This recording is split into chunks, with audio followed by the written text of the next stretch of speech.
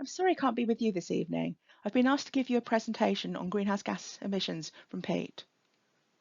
It is a bit technical in nature, but I will still keep it at a fairly high level. I understand that there will be a separate series of science workshops that will cover this topic in more detail. Any discussion about greenhouse gas emissions from peat in turn becomes a discussion about water and how water is managed in the landscape.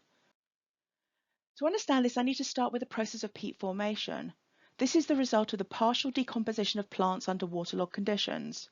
The microbes that break down plant material require oxygen. When the ground is waterlogged, pockets of air are filled with water, and in the absence of oxygen, these microbes cannot do their job. Other microbes suited to these oxygen-free conditions take over, though they are much less efficient, so organic matter builds up and peat is formed. In the presence of oxygen, the original microbes produce carbon dioxide as a byproduct. In the absence of oxygen, the other microbes produce methane, a more powerful greenhouse gas, though in much smaller quantities. When peatlands are drained, the process goes into reverse. Oxygen is now present again, so the more rapid decomposition of organic matter resumes, producing carbon dioxide. Focusing purely on carbon dioxide for the moment, this does not just come from the surface of the drained peatland, but the whole depth that is now drained. There is a very clear relationship between water table depth and carbon dioxide emissions. For every 10 centimetre increase in water table depth, there is a 5-tonne increase in emissions. Or, for every 10 centimetre decrease in water table depth, there is a 5-tonne decrease in emissions. I also mentioned methane a bit earlier, but that is not the only other greenhouse gas in the peat story. We also need to consider nitrous oxide. We compare the strength of greenhouse gases on the basis of their global warming potential, or how much energy they would absorb when added to the atmosphere. This allows us to report greenhouse gas emissions on a carbon dioxide equivalent basis.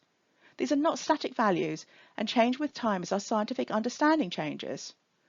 The latest internationally adopted values are those from the Intergovernmental Panel on Climate Change's Fifth Assessment Report, or AR5. And as you can see, methane is 28 times more powerful than carbon dioxide, and nitrous oxide is 265 times more powerful. So even at smaller volumes, these other gases can have a significant impact on the net greenhouse gas state of a peatland. The IPCC method for calculating emissions from peat have 6 separate components. Direct carbon dioxide from the peat itself, direct methane, which is also related to water table depth, but the relationship is the other way around to that of carbon dioxide emissions, and direct nitrous oxide. And then we move to emissions from the ditches and rivers with carbon dioxide from dissolved organic carbon lost to ditches. And it's estimated that 80 to 100% of DOC lost from peatlands will be emitted as carbon dioxide before the water eventually flows out to the sea. And then it's carbon dioxide from particulate organic carbon or sediment lost to ditches. And it's estimated that 70% of POC is converted to carbon dioxide. And finally, you have methane from ditches. The values for each of these components are combined to give an overall emission factor for each hectare of peat in different condition classes. Before I get onto numbers, these are the condition classes used in the inventory. The non-grey cells are the categories for which emission factors have been generated, except there is now a second cropland category for cropland and wasted peat, and the heather and grass dominated bog categories have been combined as there was not enough data to generate separate emission factors. I'm not going to go through the numbers on this slide in any detail, but I wanted to point out a few key things. Firstly, that most of the values in this table are positive, representing emissions, but these negative values represent sequestration of carbon in these restored and near-natural peatlands.